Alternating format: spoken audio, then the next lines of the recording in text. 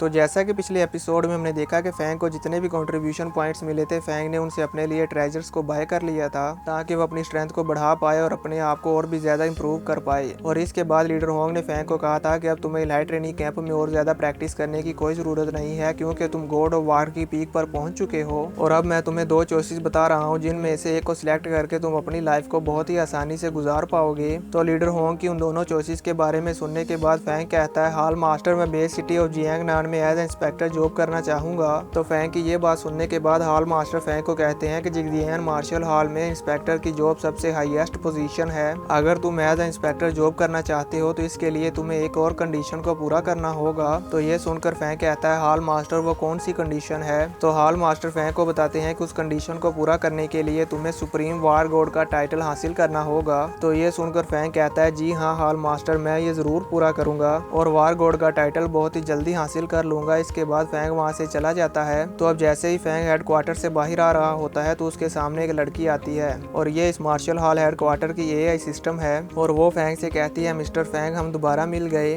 तो फैंग कहता है, तुम कौन हो? मैं तुम्हें नहीं जानता। तो फिर वो एआई सिस्टम फैंग को याद करवाती है कि कैसे उसने फैंग से बात करी थी। तो उस लड़की की ये बात सुनने के बाद फैंग को याद आ जाता है कि ये तो वही है जिससे मैंने कॉल पर बात करी थी और इससे मैंने विलो हार्ट को यूज करने का पूछा था कि इसे कैसे यूज कर सकते हैं। और जैसे ही फैंग को ये याद आता है तो वो लड़की कहती है, जी हाँ आपने सही पहचाना, मैं इस मार्शल हॉल हेडक्वार्टर की एंड्रॉइड एआई सिस्टम हूँ। और फिर वो कहती है, मिस्टर फैंग आपने जो किंग लेवल का स्मार्ट फाइटर जेट बाय किया है वो रेडी है, मेरे साथ आइए, मैं आपको वहाँ पर ले चलती हूँ। और फिर फैंग एआई सिस्टम के साथ अपने फाइटर जेट की तरफ जाने लगता है। अब हम देखते हैं कि फैंग ने जो किंग लेवल का स्मार्ट फाइटर जेट बाय किया है वो काफी बड़ा होता है और दिखने में भी काफी खूबसूरत है। तो अब फैंग उस फाइटर जेट को देखकर उसे यूज करने के लिए काफी एक्साइटेड हो जाता है और उस फाइटर जेट को देखने के बाद उस एआई सिस्टम से पूछता है कि क्या यही मेरा स्मार्ट फाइटर जेट है? तो वह एआई सिस्टम फैंग को बताती है, जी हाँ मिस्टर फैंग यही आपका स्मार्ट फाइटर जेट है। और फिर वो फैंग को बताती है कि मिस्टर फैंग क्योंकि आपने ये इंटेलिजेंट फाइटर जेट पहले कभी यूज नहीं किया, सो इसलिए जब आप इस प्लेन के अंदर जाएंगे तो पहले एक आइडेंटिफिकेशन प्रोसेस होगा, उसके बाद ही आप इस प्लेन को यूज कर पाएंगे। और फिर हम देखते हैं कि जैसे ही फैंग उस फाइटर जेट के पास जाता है तो वो फाइटर जेट फैंग को स्कैन करके उसको आइडेंटिफाई करता है और फिर उस फाइटर जेट का डोर ओपन हो जाता है और फैंग उसके अंदर चला जाता है।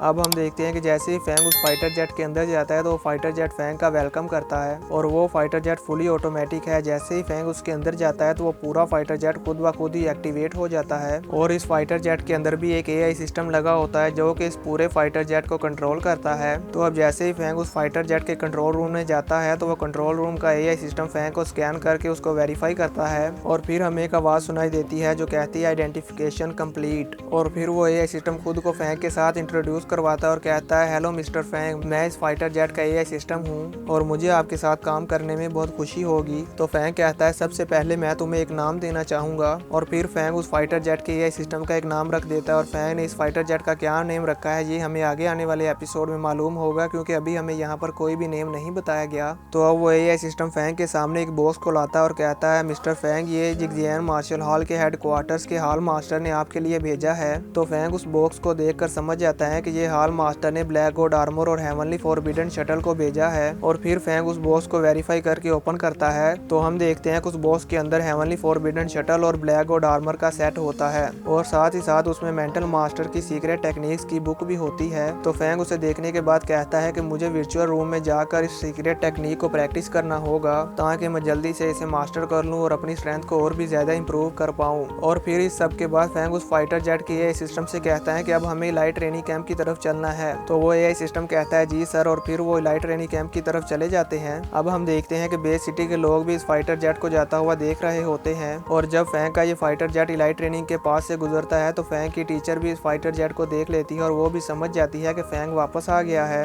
और फैंग पहली बार अपने खुद के फाइटर जेट की राइड करके बहुत खुश होता है और फिर वो अपने इलाइट ट्रेनिंग कैंप के विला में आ जाता है। और अपने रूम में वापस आने के बाद फैंग उस ट्रेजर्स वाले बॉक्स को ओपन करता है और उस ब्लैक गॉड आर्मर के सेट को देखते हुए कहता है कि ये ब्लैक गॉड आर्मर का सेट अलग अलग शेप्स में होता है। और फैंग हमें उस ब्लैक गॉड आर्मर के सेट को यूज करने के बारे में बताता है और फैंग हमें बताता है कि ये ब्लैक गॉड आर्मर का सेट किसी भी फॉर्म में हो सकता है, जैसे कि अभी ये ग्लव्स की फॉर्म में है और इसके अलावा ये हार्ट फॉर्म में भी हो सकता है, पैंट्स की फॉर्म में भी हो सकता है और यहाँ तक कि ये एक रिंग की फॉर्म में भी हो सकता है। वो इसलिए क्योंकि दोस्तों ये ब्लैक गॉड आर्मर का सेट भी नैनो टेक्नोलॉजी से बना हुआ है और ये एक रिंग की शेप में भी हो सकता है जब भी फैंग को इसकी जरूरत होगी तो ये ऑटोमेटिकली फैंग की पूरी बॉडी को कवर कर लेगा। जैसे कि हमने एवेंजर्स एंड गेम में आयरन मैन को इस तरह की टेक्नोलॉजी को यूज करते हुए देखा था। जब भी आयरन मैन को अपने सूट की जरूरत पड़ती थी तो उसे अपने सूट को बुलाना नहीं पड़ता था, बस वो अपने पास से एक बटन को क्लिक करता था और उसका पूरा आर्मर उसकी बॉडी पर आ जाता था। बिल्कुल सेम उसी तरह जब भी फैंग को डिफेंस की जरूरत होगी या फैंग खतरे में होगा तो ये ब्लैक गॉड आर्मर खुद ब खुद ही फैंग के पूरे जिस्म पर आ जाएगा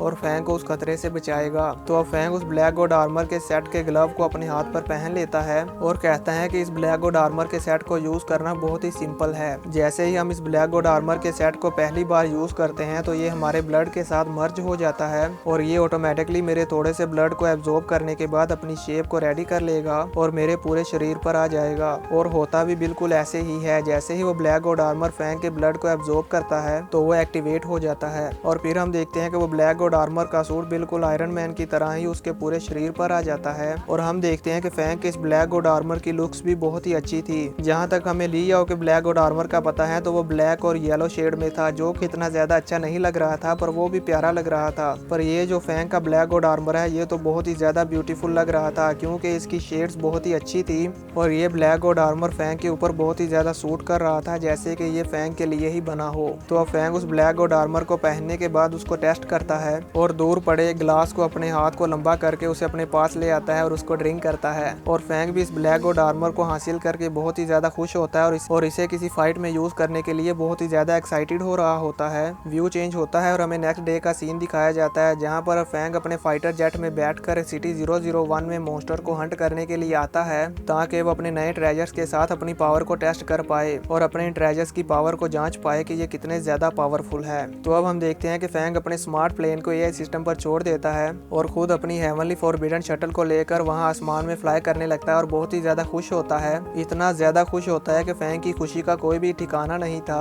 और वो बहुत ही ज्यादा स्पीड के साथ उस हेवनली फॉरबिडन शटल के ऊपर फ्लाई कर रहा होता है। और उस हेवनली फॉरबिडन शटल की पावर को देखकर फैंग कहता है कि ये हेवनली फॉरबिडन शटल तो बहुत ही ज्यादा पावरफुल है, जितना मैंने सोचा था ये उससे भी ज्यादा पावरफुल है और इस हेवनली फॉरबिडन शटल की स्पीड तो मेरी फ्लाइंग शील्ड से भी ज्यादा फास्ट है। और फैंग हमें बताता है कि इस हेवनली फॉरबिडन शटल की हाईएस्ट फ्लाइंग स्पीड 1300 मीटर्स पर सेकंड है और ये स्पीड तो एक वार गॉड वॉरियर के लिए बहुत ही ज्यादा है। कोई भी वार गॉड लेवल का वॉरियर इतनी ज्यादा स्पीड पर फ्लाई नहीं कर सकता और मेरे लिए तो 1000 मीटर्स पर सेकंड की स्पीड पर फ्लाई कर पाना भी बहुत ही ज्यादा डिफिकल्ट है। इसके बाद फैंग बहुत ही मजे के साथ उस हेवनली फॉरबिडन शटल के ऊपर फ्लाई करता हुआ आगे जा रहा होता है और अपनी इस राइड को एंजॉय कर रहा होता है। और फिर वो सिटी 007 में आकर रुक जाता है और वहाँ पर मॉन्स्टर्स को स्कैन करने लगता है। तभी फैंग अपने सामने एक बहुत ही बड़े मॉन्स्टर को देखता है, जो कि लोअर लेवल का मॉन्स्टर होता है और इसका नाम है कोमोडो ड्रैगन। और उस मॉन्स्टर को देखने के बाद फैंग अपनी इवल स्माइल देता है और कहता है कि तुम मेरे ओपोनेंट बनने के लिए क्वालिफाई हो। और फैंग उस मॉन्स्टर के सामने चला जाता है और दोस्तों हम देखते हैं कि उस मॉन्स्टर का साइज बहुत ही ज्यादा बड़ा होता है। फैंग तो उसके सामने एक चींटी की तरह लग रहा था।